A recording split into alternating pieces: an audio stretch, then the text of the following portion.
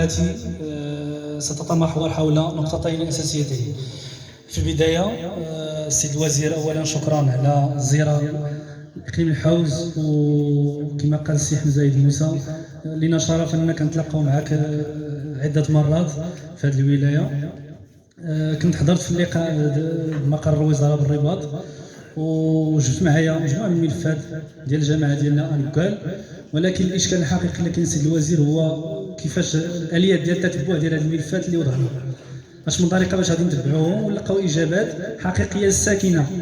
لأنه حنا حضرنا في الرباط في المقر، طرحنا الإشكاليات، جبنا معنا الملفات، أنه واحد الملف ديال دراسة ديال الصرف الصحي اللي فيه واحد الحل بيئي يتماشى مع الأهداف ديال التنمية المستدامة وما إلى ذلك، ولكن مازال ما كاينش الأطار. بغينا الأطار يكون يا إما على المستوى المركزي أو لا يكون اتصال مع المدير الإقليمي ولا المدير الجهوي، يكون عندنا لقاءات معهم وننزلوا هذه المشاريع على أرض الواقع باش يبان الأطر الساكنة، باش توضع الثقة فينا المرة الثانية كما وضعت فينا الثقة في هذه المرة.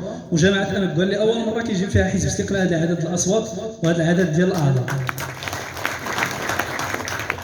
وعندنا إشكال فيما يخص البرنامج ديال الوزارة ديال الفيضانات. حاليا عندنا جوج دواور اللي حنا كنمثلوهم، التلاميذ ما كيمشيوش للمدرسة لأنه الواد حامل وأسبوع هذا ما كيقراوش. إذا كنطلبوا منك السيد الوزير أنه يكون واحد التدخل في هذا الإطار باش يكونوا قناطير ولا منشآت فنية لهاد جوج دواور والتلاميذ يلتحقوا بالمدرسة.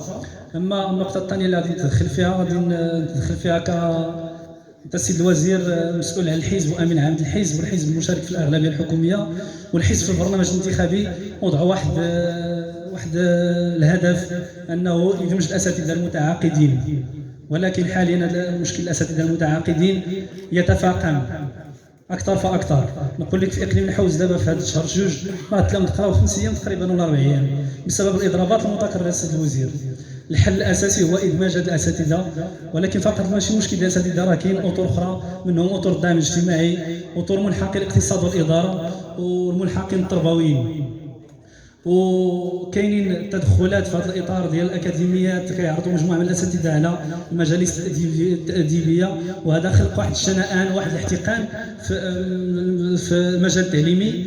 ولكن المتضرر الاكبر هو التلميذ في العالم القروي، لانه العالم الحضاري فيه اساتذه المرسمين. كنطلب منكم السيد الوزير تدخل في هذا الاطار، وشكرا.